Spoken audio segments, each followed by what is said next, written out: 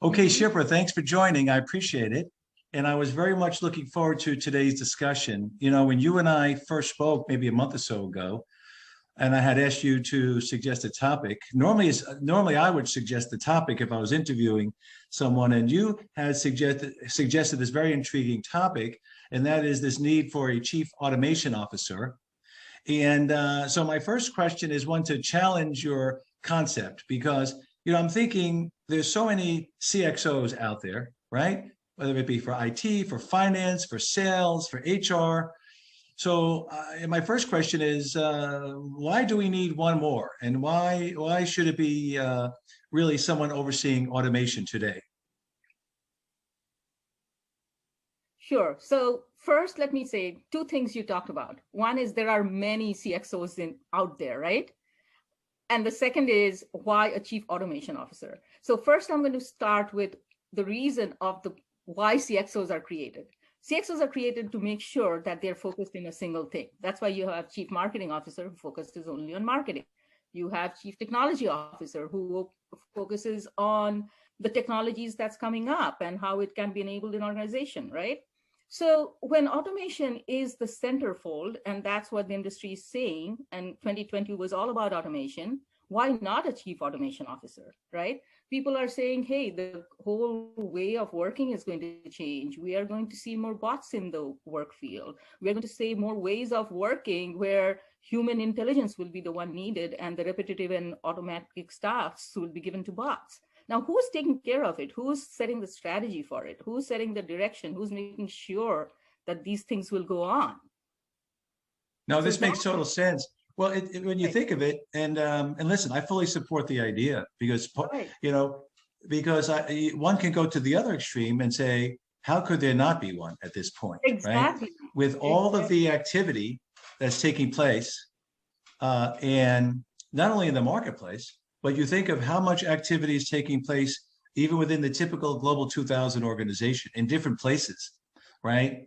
I was on a panel about a year or so ago, and in Europe, and one of the panelists mentioned that outsourcing projects, automation related and/or outsourcing and/or emerging tech projects, but in this particular case, more automation based on the panel, were popping up like tulips everywhere in the company. Yeah, that was her kind of analogy, and it went from nowhere to everywhere. And then the question was, who's leading the charge, right?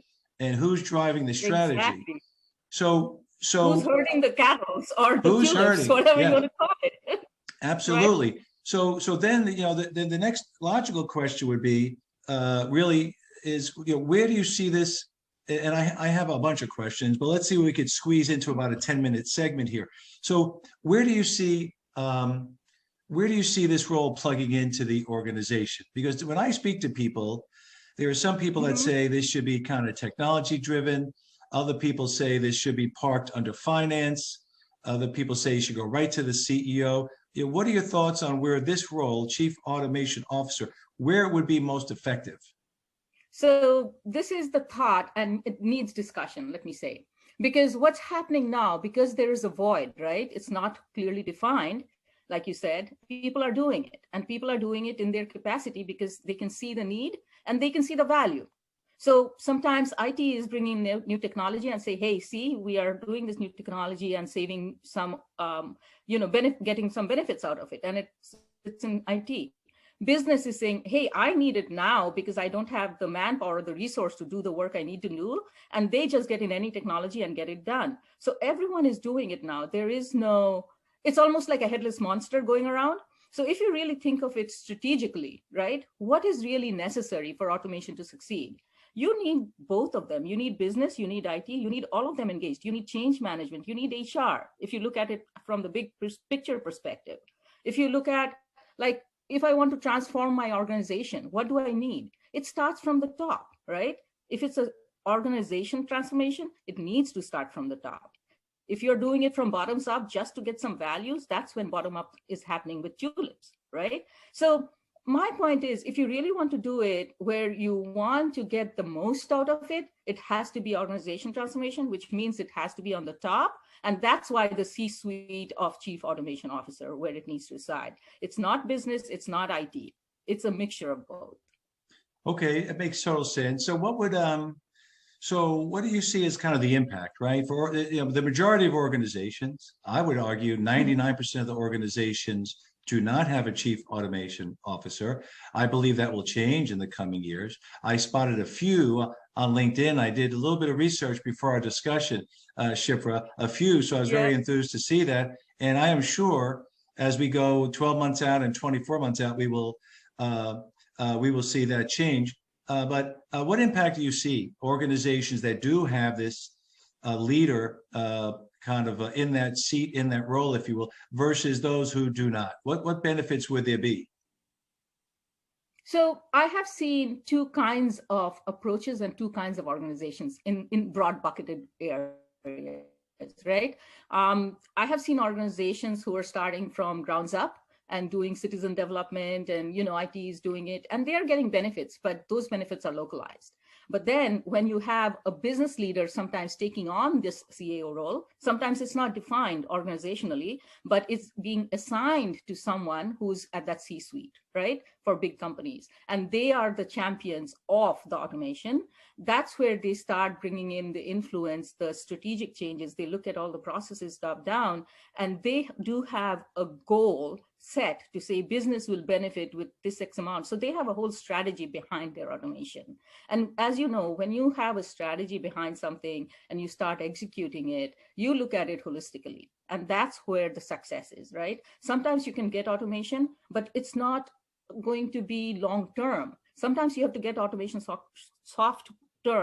short term, and then go long term to say what is the right solution. So there are different nuances that people need to understand when talking with automation, right? How do you solve it now versus what is the long term? And all these things need to be on the top. Go ahead, Frank. I'm sorry. Please. No, thank you. Well, I just was about to say, you mentioned the word strategic several times, and it makes total sense, right? When I think about how many RPA customers out there maybe struggle to achieve true ROI, one could argue is because maybe their focus is very tactical, and maybe there is not a strategy, right? So I guess what I'm hearing you say is having that senior C-level individual at the helm, if you will, ensures that there will be a strategic connection, or maybe it doesn't happen, right? Right. And the reason is, and this senior leader actually can influence cross-functional, right? Because you need that. You need the cross-functional influence to really get true benefits out of automation. Because if you think of it, what is automation doing? It's changing the way the business is run. It's changing the processes of the business, right? So when you're changing processes, you're actually impacting the whole organization run. So no, this makes total sense. The impact implications. Makes total sense. And also, if you think about another challenge, obviously one is achieving ROI. Another challenge that many organizations are having, Shipra, you know this, is just scaling, right? So, in spite of all this discussion around hyper automation, the majority of RPA or automation users in general do not approach anything approaching scalability. What is your sense of the increased likelihood of achieving true scale and hyper automation by having someone in that C-level seat? Exactly. And you hit it on the head, Frank, because if you look at it, technology is solving one part of the capability in one way. For example, if I take RPA under hyper automation, right? It's doing workflow. If you take machine learning, it's doing intuitive decision making, right? If you're doing OCR and NLP, that's a complete document processing. Unless you bring them all together through hyperautomation, you cannot automate the process end to end. You're actually leaving a lot hanging there, which can be reaped, right? Where the benefits are. And that's what we have to look at when we look through hyperautomation lens to say, what are the capabilities? How do they stitch together to get me what I need at the end, where people are making decisions when they need to, right? And many times it could be assisted decision making, depending on where the capabilities are and how can we leverage that. Oh, wonderful, wonderful. Music to my ears. So thank you. So with the limited time left, I have one more question. And that is, there are many, let's say, board members in our network, CEOs, presidents of companies or divisions. What is your parting advice to them as to the fact that why they should be considering having this new role in their organization? Very simple, I would say, thought process. If you look at your organization, if you know automation is going to play a big part, and that's where you're focusing on, right? That's what Gartner's saying. That's where, McKinsey is saying, Bain is saying, everyone is saying automation is going to be big, right? That's the 2020 mantra. So if you have something big coming to your org, how can you not appoint someone to solely focus on it? That's my first question to them, right? And if you do want to focus on it, get the right person there, right? Get someone who is going to be that influential transformational lead that can lead you to this work that influences everyone across the organization. No, thank you so much. So, you and I have another discussion scheduled to talk about that right person. So we'll save some of those questions and your answers for the next segment. But in the meantime, Shipra, thank you so much for introducing this theme and the concept of this Chief Automation Officer. Clearly, we'll be seeing many more of them, and hopefully you and I maybe jointly could interview a few in the coming months. Absolutely, Frank. It was a pleasure talking on this topic. And as you can see, I am very convinced of the need, be it called a CAO or anything else. But I think the potential for this kind of a role is there in every organization if they really want to make automation a key part of their journey, like strategic. Great. Shipra, thank you again. You're welcome. Thank you.